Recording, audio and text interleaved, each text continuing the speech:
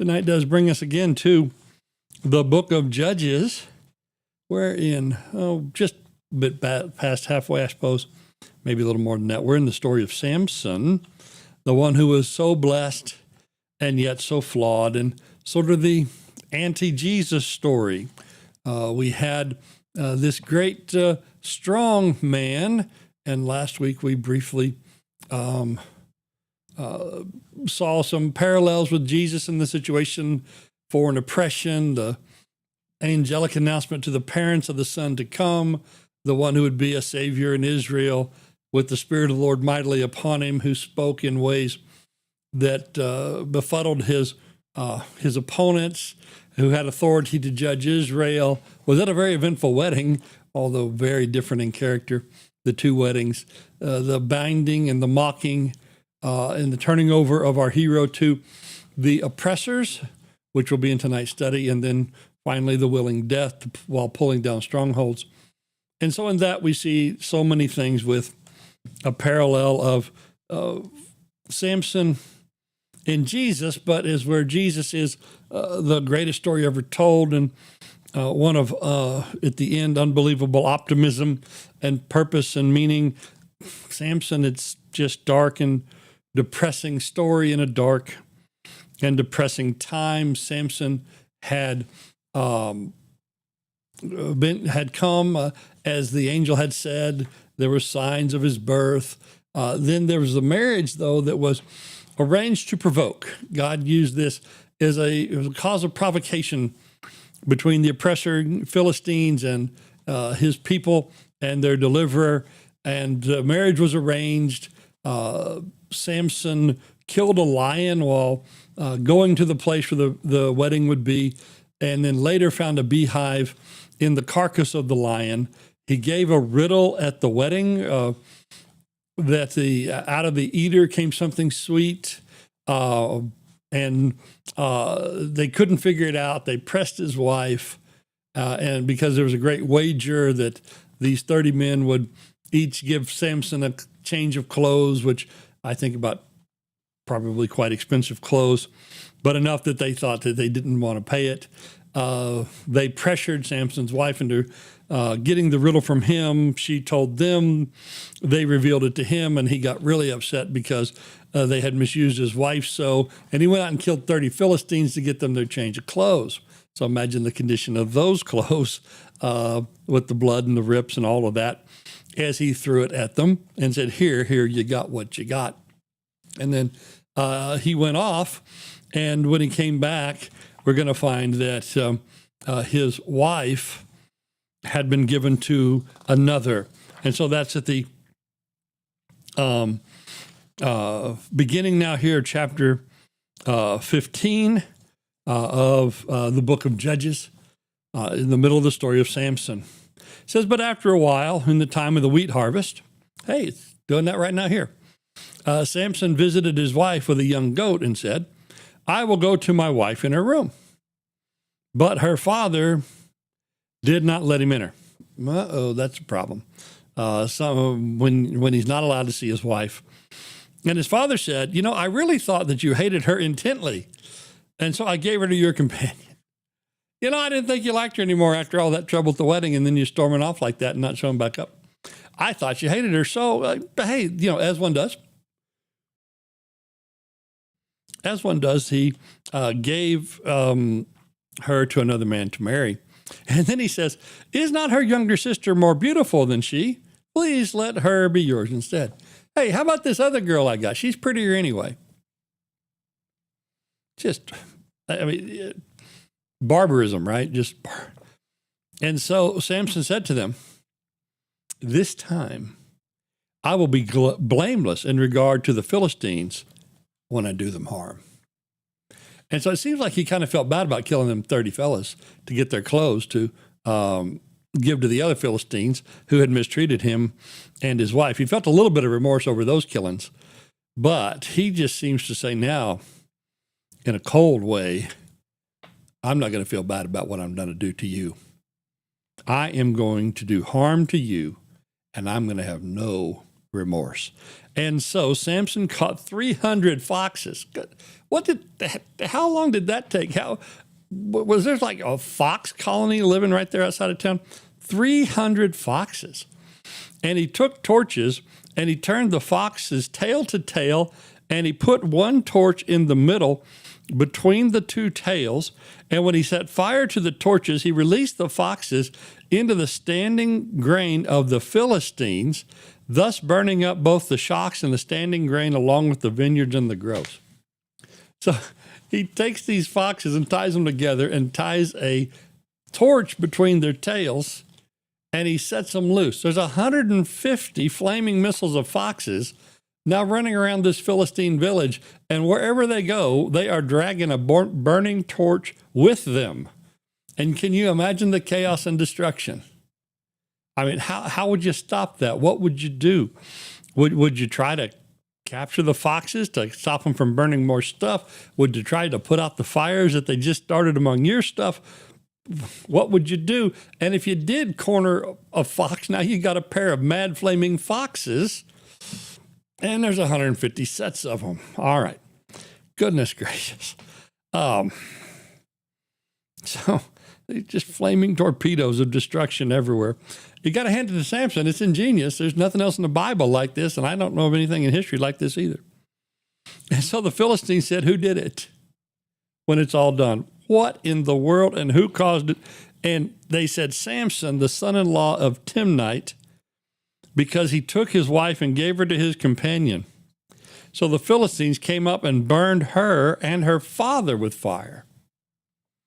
Well, again, savagery all the way around. And so they made him mad, and he did this. So let's get rid of the people that made him mad. So Samson said to him, since you act like this, I will surely take revenge on you. Didn't you already? But no, now you've killed my wife and her family.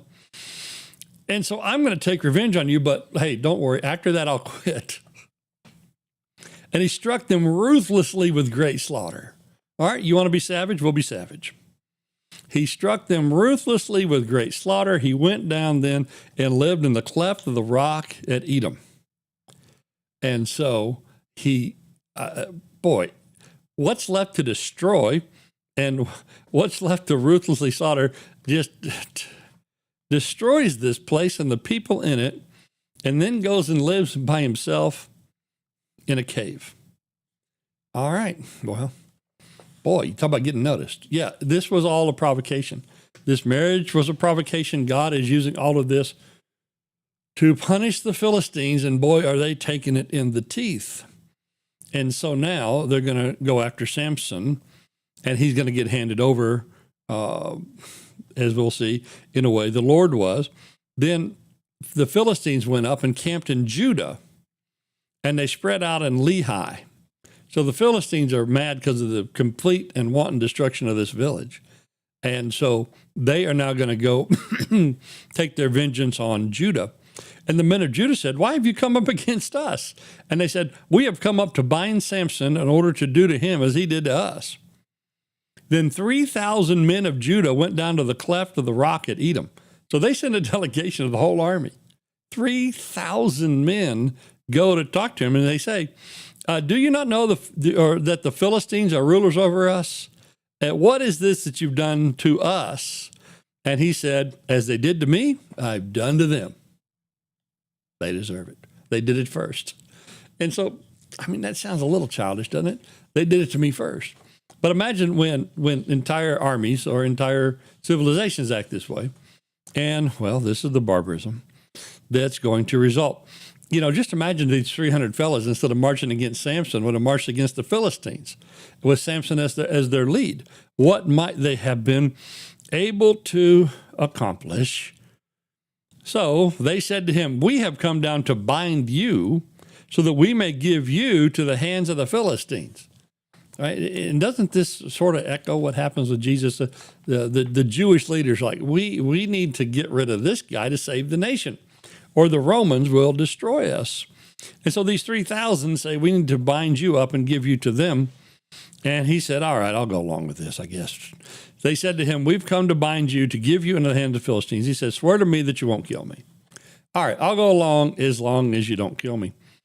And they said to him, no, we will bind you fast and give you into their hands, yet surely we will not kill you. Well, I guess that does make them a little better than the Jews of Jesus' day. They went ahead and killed Jesus, but these fellows at least we're not going to kill you. And so they bound him with 2 new ropes, and they brought him up from the rock. And so the new ropes, these ropes are as strong as you can have them. And he has been well and properly bound. And so there's no human way. Of course, this isn't just human action, is it? It's God's action with God's strength that he's going to get out of this, except, of course, that he does, and he kills 1,000 of them. So when he came to Lehi, the Philistines shouted as they met him. I imagine they shouted all sort of stuff. And the Spirit of the Lord came upon him mightily, so that the ropes that were on his arms were as flax that had been burned with fire. And so it's just burned up husk compared to what the strength he has. And his bonds dropped from his hands. All right, you done did it now, Philistines. And he found a fresh jawbone of a donkey. So there's his weapon of the day. And he reached out and took it and killed 1,000 with it. And so basically, they just brought him into the camp for him to slaughter more of them, because if he would have had to chase them down, it would have took too long. But they were all there to watch him be delivered over, and he kills 1,000. Then Samson said, with the jawbone of a donkey, heaps upon heaps, with the jawbone of a donkey, I have killed 1,000 men. So just kind of picture that in lyrical poetry, or kind of sing song, or maybe that's the song he's singing. But I have just made heaps of y'all, and I've killed 1,000 of you with a donkey's jawbone. When he finished speaking, he threw the jawbone from his hand, and he named that place Ramath Lehi. And so Ramath, I think, is a place of temptation, or a place of provocation. So maybe the provocation of Lehi. So with this ridiculous weapon, they now have 1,000 dead. Again, just think if these 3,000 men of Israel would have decided to fight with this guy and behind this guy instead of asking for him to be delivered. So then verse 18, because imagine the exertion, then he became very thirsty. I guess so. And he called to the Lord and said, you have given this great deliverance by the hand of your servant, and now shall I die from thirst and fall into the hands of the uncircumcised. Okay. Samson never has terribly good judgment, doesn't think things through a number of occasions.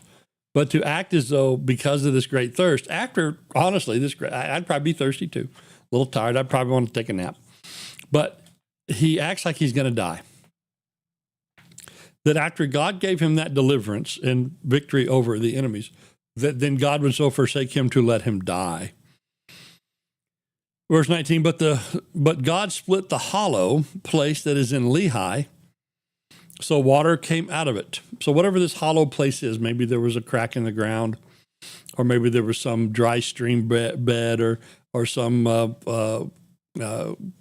place where the rocks divided, some place here of hollow place. That he split that place, and water comes out. And when he drank, his strength returned, and he was revived. Therefore, he named it En Hakkore, which is in Lehi to this day. So he judged Israel 20 years in the days of the Philistines. And so God provides, like in the wilderness with the water for the people, he now provides water for Samson. And it says the place is still named this. So whenever this was written some later time, this is still the name of the place. But God is especially generous to Samson, even though Samson probably wasn't in quite as dire a strait as he thought, which is probably often true for and about us. But the Lord has delivered him. Okay, so then we have the 20 years of Samson. Well, at some point in the future, then probably toward the end of these 20 years, comes the relationship for which Samson is so very famous, Samson and Delilah. So much so that on the screen here, I didn't write the full words. Partly I didn't have room, but also you know in this story who S&D are. It's Samson and Delilah. And it's a story of betrayal and death. Verse 1, now Samson went to Gaza, and he saw a harlot there, and he went into her. Well, how many things can we find wrong in that place? All right. So when it was told the Gazites, saying, Samson has come here, so over the last 20 years, these people have gotten to know Samson real well. Wonder how many other things he's done that's kept fresh in these minds of these Philistines, who Samson is and what his power is. But it's immediately reported he's here.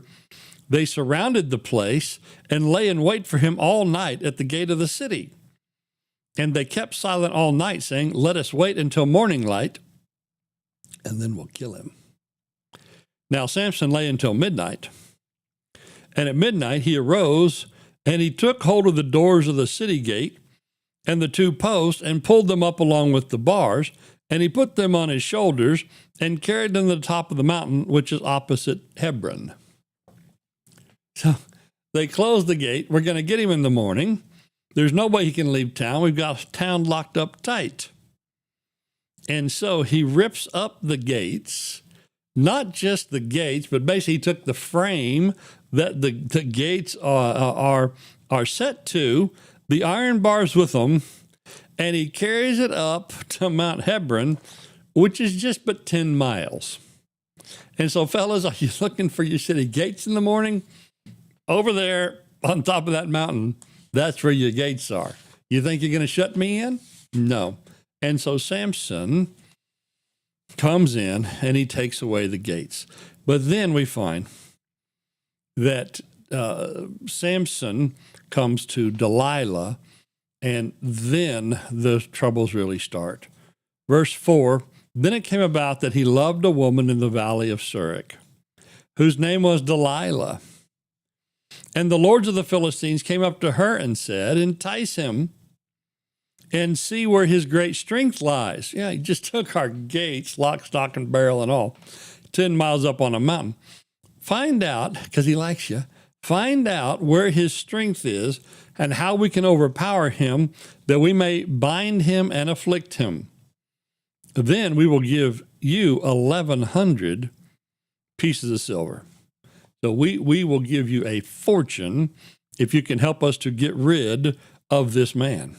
So Delilah says to Samson, please tell me where your great strength is and how you may be bound to afflict you. Well, I mean, at least she's direct about it. How can we afflict you? How can we tie you up and make it work?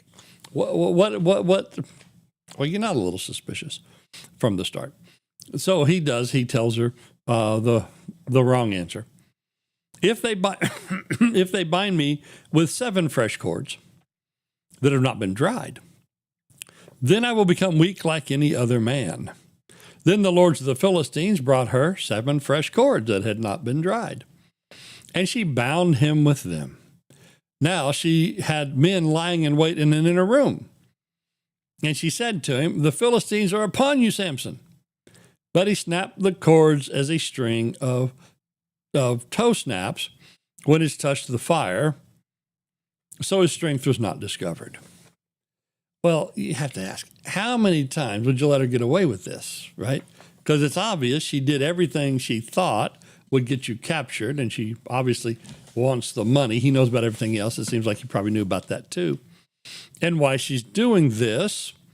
But as we already found out, that it says he loved a woman in verse 4. And so she betrayed him, and though he escaped it. Verse 10, she tries again. Then Delilah said to Samson, behold, you deceived me. Imagine big puppy dog eyes and maybe some tears with this. And told me lies. Now please tell me how you may be bound. And he says, if they bind me tightly with new ropes that have never been used, Then I'll become weak and not be like any other man. So Delilah took new ropes and bound him and said to him, Samson, the Philistines are upon you. For the men were laying in wait in the inner room. But did he ever think to check that other room before he tells you anything? But the Philistines then came out, and he snapped the ropes from his arms like a thread. So same day or different day, same things. All right, well, let's go to verse 13. Let's do it again. Then Delilah said to Samson, up to now you've deceived me and told me lies. Tell me how you may be bound.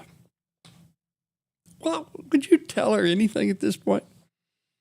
He said to her, if you weave the 7 locks of my hair with a web and fasten it with a pin, then I'll become like any other man. While he slept, then Delilah takes 7 locks of his hair and wove them into a web. Well, we know he's getting closer to the actual truth, right? We now are talking about his hair. And so she fastened it with pins and said to him, the Philistines are upon you, Samson. But he awoke from his sleep and pulled the pin out of the loom and from the web.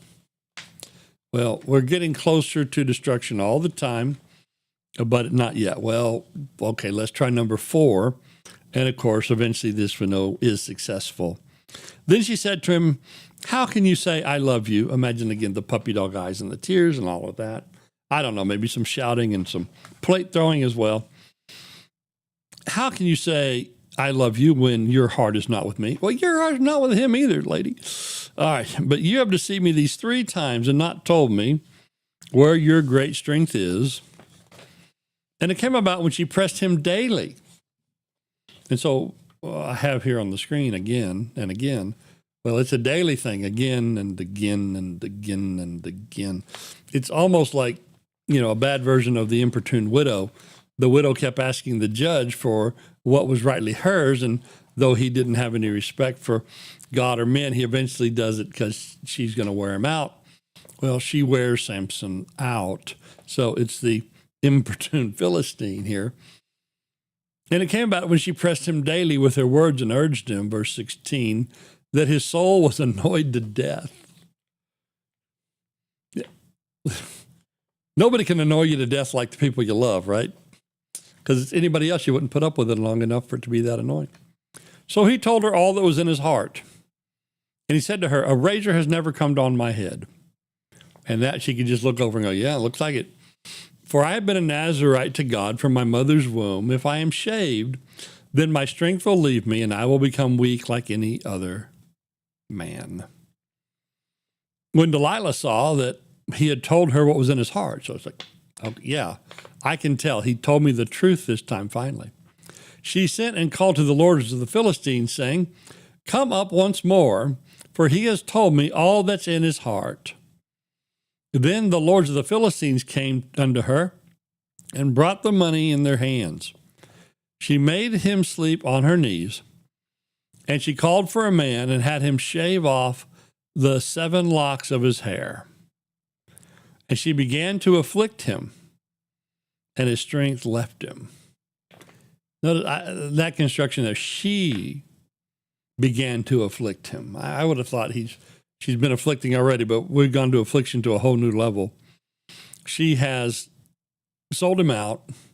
She has used his concern and love for her against him, and she has taken his strength. She said, the Philistines are upon you, Samson. And he awoke from his sleep and said, I will go out as the other times and shake myself free. But then one of the saddest things in the story, but he did not know that the Lord had departed from him. When people fall away from God, when they apostatize, when they leave, I think a lot of times they don't recognize what they've done. They don't recognize that God is no longer with them. They don't see how God has been patient with them for so long and stood with them so long. And all of a sudden they find themselves bereft of God. And so is Samson. He finds himself here bereft of God. That, it's like that the big tree in the yard. We can't tell how rotten it is on the inside until the big wind blows it down. It looked good. It looked strong. It looked right until it didn't. And so the fall happened suddenly, it appears. But the rot that causes the fall had been there for a long time. And so the Philistines now finally having advantage over Samson after so many years. Verse 21, they seized him and they gouged out his eyes. So immediately, right to cruelty. Immediately, right to harm. This is the way of the world. And they brought him down to Gaza, and they bound him with a bronze chain. And he was a grinder in the prison. And so he's locked up and evidently put to a wheel to grind. So maybe grinding wheat, maybe, to make flour or some other kind of hard labor, where now he's pushing a wheel. So he's blind and chained, and he's put to hard labor, and he does that for a while. However, verse 22, the hair on his head began to grow again after it was shaved off. Well, these folks seem to have forgotten how they captured him.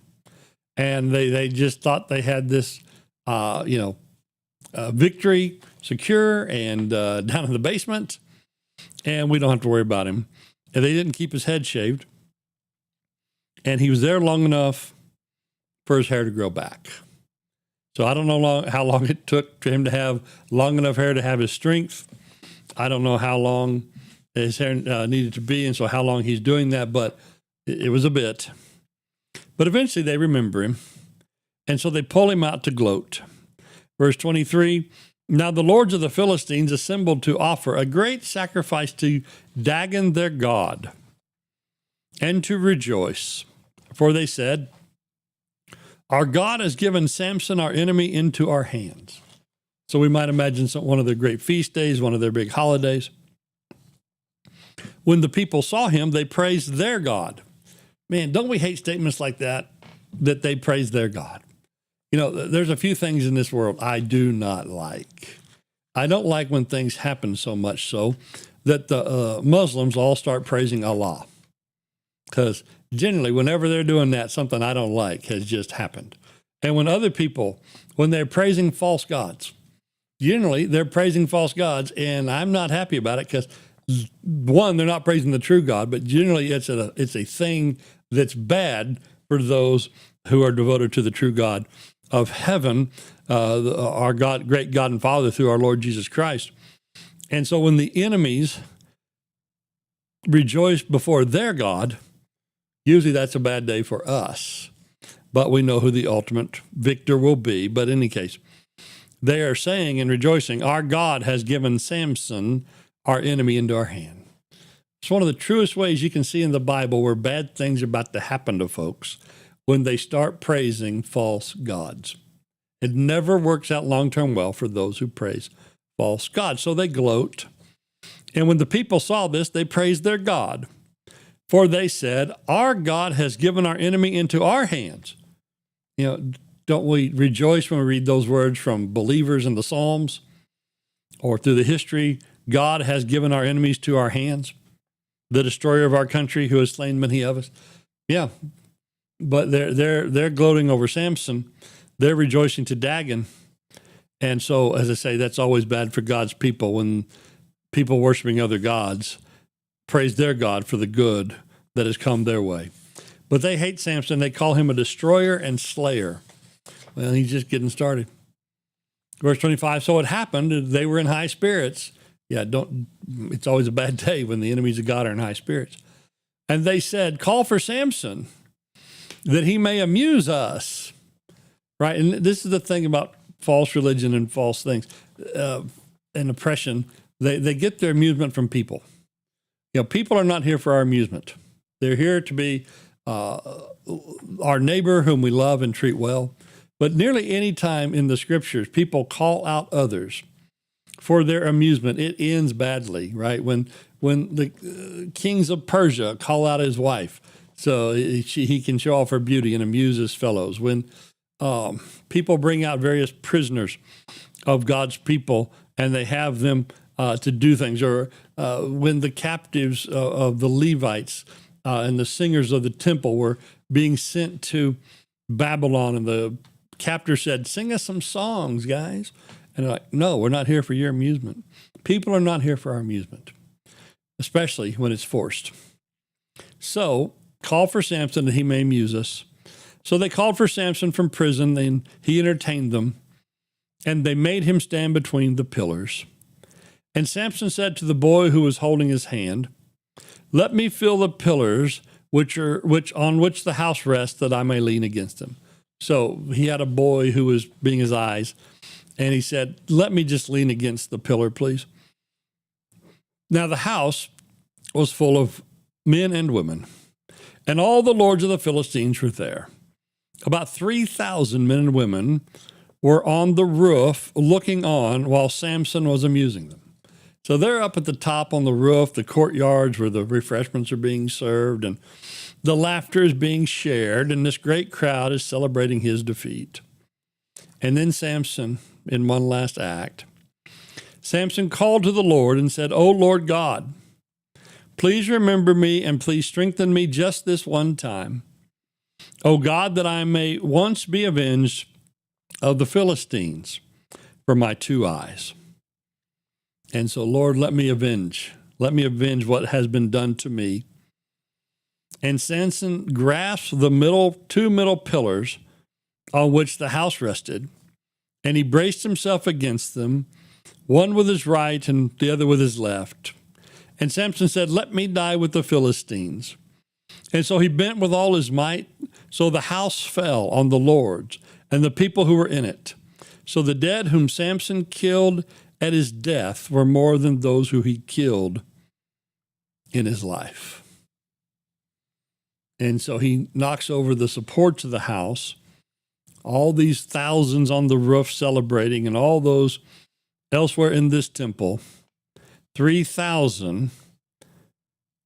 You think about it, probably the top of Philistine society, the leaders of their religion, the leaders of their military, the leaders of their people, and 3,000 die.